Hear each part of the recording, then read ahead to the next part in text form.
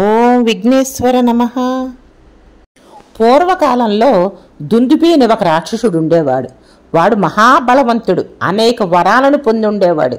వాడికి ఒళ్ళు కొవ్వెక్కి అందరితోటి యుద్ధానికి వెళ్ళిపోయేవాడు.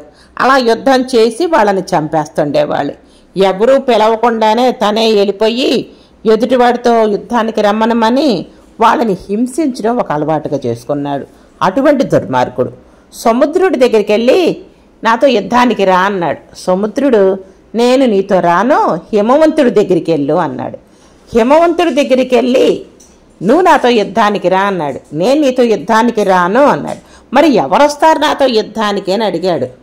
అంటే కిష్కింద రాజ్యానికి రాజు అయిన వాలి మహాబలవంతుడు, అతడైతే యుద్ధానికి వస్తాడు, మీరిద్దరూ సమబుజ్జీలుగా ఉంటారు, వాలితో యుద్ధం చెయ్యని చెప్పి ప్రోత్సహించాడు. సరే అని ఈ దుందుభి రాక్షసుడు ఏం చేశాడు, వాలి దగ్గరికి వచ్చాడు. వాలి అంతఃపురంలో తన భార్యలతో ఉన్నాడు. అక్కడి నుంచి బయట నుంచి రమ్మనమని వాలిని పిలుస్తున్నాడు. వాలికి రాక్షసుడికి అసలు ఎటువంటివైన వైరం ముందు లేదు. వాలి మీద అరుపులు గోల చేసి ఎట్లయినా వాలితో యుద్ధం చెయ్యాలని చెప్పి వాలిని రెచ్చగొట్టాడు. దానికి వాలి బయటకు వచ్చి ఏమిటి నువ్వెవరివి అంటే నేను ఒక దుందుపైన రాక్షసుణ్ణి, నేను నీతో యుద్ధం చేయడానికి వచ్చాను అన్నాడు. సరే వాలి కూడా అటువంటి వాడే కదా, యుద్ధానికంటే ముందే సిద్ధపడిపోతాడు. అలాగే ఇంద్రుడిచ్చిన కాంచనమాలని మెళ్ళో వేసుకొని యుద్ధానికని బయలుదేరాడు. వాలి దుందుభిని పిడిగుద్దులతో, చేతులతో, కాళ్ళతో, పాదాలతో బాగా పొడిచి చావుగొట్టేశాడు. దుందుభి కాస్త చనిపోయాడు. వాలి చచ్చిపోయిన దుందుభి శవాన్ని పైకెత్తి గిరగిరా తిప్పి వాలి ఆ రాక్షసుడి శరీరాన్ని విసిరేశాడు. ఆ విసిరిన శరీరం కాస్త యోజన దూరంలో ఉన్న మతంగ మహర్షి ఆశ్రమంలో పడిపోయింది.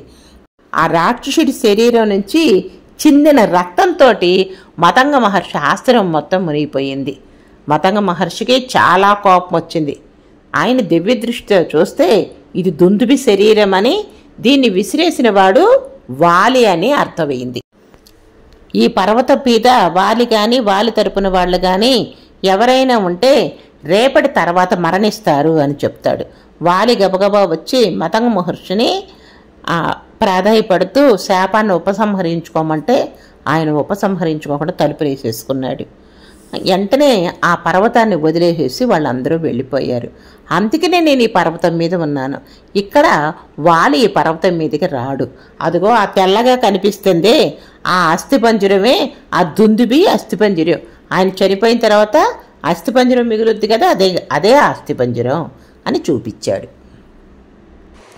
జై శ్రీరామ్.